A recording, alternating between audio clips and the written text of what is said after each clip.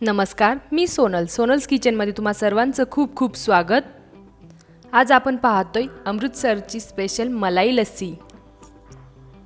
चला तर ही मलाईदार लस्सी कशी बनवावी ते पाहूयात। मलाईदार दही बनवण्यासाठी आपण या ठिकाणी 1 लिटर फुल क्रीम मिल्क घेतलंय। याला तुम्ही म्हशीचे दूध असंही म्हणू शकता। तर या दुधाला आपण एका पातेल्यामध्ये तापवण्यासाठी काढून घेऊयात। लक्षात घ्यायचे, दही बनवण्यासाठी आपल्याला म्हशीचंच दूध वापरायचे, गाईचं दूध नाही वापरायचं। म्हशीच्या दुधाने दही हे एकदम घट्ट बनतं। तर पातेल्यामध्ये आपण दूध हे तापवण्यासाठी ठेवलं आहे। मध्यम ते मंद आचेवरती दूध हे तापवून घ्यायचे आपल्याला। दुधाला ही चांगली उकळी आल्यानंतर आपल्याला गॅस हा मंद ठेवायचा आहे। मंद गॅसवरती साधारणतः 4 ते 5 मिनिट आपल्याला दूध हे असंच उकळून घ्यायचे, जेणेकरून यामध्ये एक्स्ट्राचं पाणी असेल ते आटून जाईल आणि आपलं घट्टसर दही बनण्यास मदत होईल।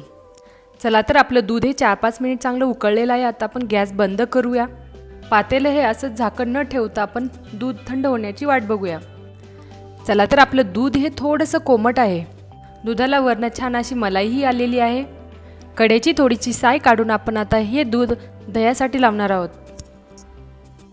तर दही लावण्यासाठी आपल्याला कुठलंही एक असं पसरट भांडं घ्यायचंय। पसरट भांड्यामुळे दही हे एकदम घट्ट राहतं, त्याला पाणी सुटत नाही।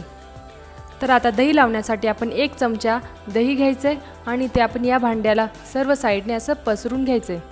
उन्हाळा असल्यामुळे आपण 1च चमचा दही घेतोय। जर थंडीचे दिवस असतील तर 2-3 चमचे लागतील। भांड्याला सर्व साईडने दही हे पसरून घेतलेलं आहे। आता आपण जे आपलं कोमट दूध होतं ते यामध्ये टाकून घेऊयात। लक्षात घ्यायचे, दूध हे कोमटच वापरायचे, थंड किंवा गरम नाही वापरायचं।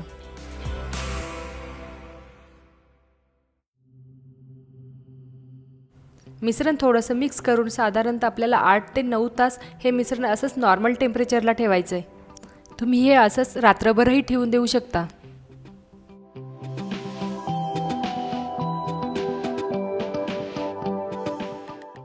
चला तर 7-8 तास म्हणजेच रात्रभर झालेले आहे आणि आता हे घट्टसर दही आपलं बनलं आहे। तुम्ही बघू शकता, मलाई ही मस्त अशी वरती आलेली आहे। तर आता हे दह्याचं भांडं 1 तास असंच डीप फ्रीजमध्ये ठेवून देऊयात। 1 तास झालेला आहे आणि आता आपलं हे दही आपण फ्रीजच्या बाहेर काढलेलं आहे। दही हे फ्रीजमध्ये ठेवल्यामुळे जी काही मलाई आहे ती अशी वरती येते। आता वरची सर्व मलाई आपण एका वाटीमध्ये काढून घ्यायची, ती आपण नंतर यूज करणार आहोत।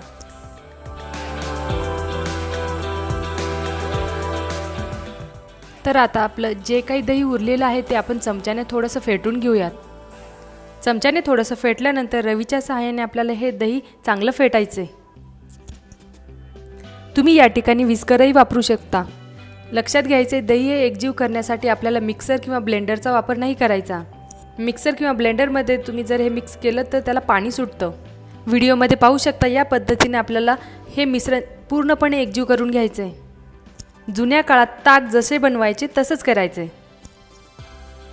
आपण बघू शकता, दही हे छान असं एकजीव झालेलं आहे।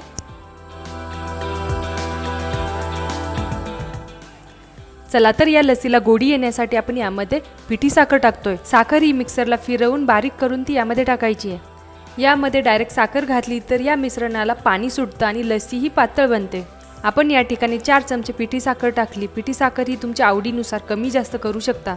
साखर ही चांगली मिक्स केल्यानंतर यामध्ये आपण थोडीशी वेलची पावडर टाकूयात। जर तुम्हाला वेलची पावडर आवडत नसेल तुम्ही हे स्किप करू शकता। मिश्रण हे चांगलं असं मिक्स करून घेऊयात। चला तर आपली छान अशी प्लेन लस्सी तयार झाली आहे। आपण आता या लस्सीला सर्व करूया। 2 ग्लासांमध्ये ही लस्सी आपण भरून घेऊयात। ही अमृतसरची मलाईदार लस्सी बाजारात ही खूप महाग मिळते, तर ही तुम्ही घरी सहज सोप्या पद्धतीने बनवू शकता। जर तुम्हाला एकदम थंड लस्सी आवडत असेल तर तुम्ही या स्टेजला यामध्ये आईस क्यूब टाकू शकता। आता यामध्ये आपण जी थोड्या वेळापूर्वी वरची मलाई ठेवली होती ती यावरती अलगद ठेवूयात।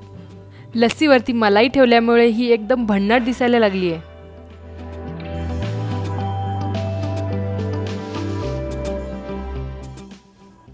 लस्सीचा ग्लास वरून छान असा डेकोरेट करण्यासाठी मी वरनं थोडीशी वेलची पावडर टाकते आणि एक छोटासा बदाम हा किसून टाकूयात, जेणेकरून ही लस्सी वरनं एकदम भन्नाट दिसेल।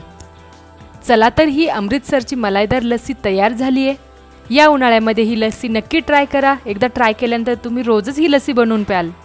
व्हिडिओ आवडला असेल तर लाईक, शेअर आणि सबस्क्राईब नक्की करा। फॅमिली अँड फ्रेंड्ससोबतही शेअर करा. धन्यवाद.